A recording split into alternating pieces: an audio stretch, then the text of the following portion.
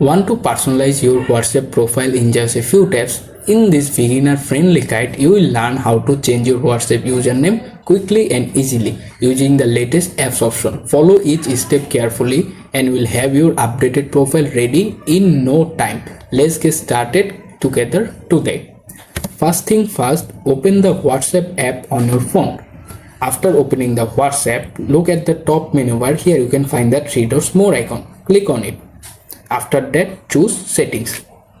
Within the settings page, scroll down a little, find the account option, tap on it. In the page, you can see various options.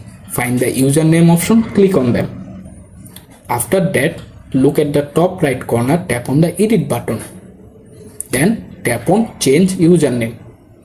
After that, here you can type the name if you want to set. For example, I am type tips and tricks, but this app is not available. This username is not be available because this name already use it. You can type another such as type tips tricks 3. This username is available. You can see the green checkmark icon. Now hit the save button and wait to complete it.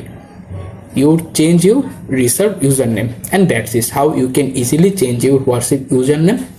Thanks for watching. Please consider to subscribing my channel. Bye, take care guys.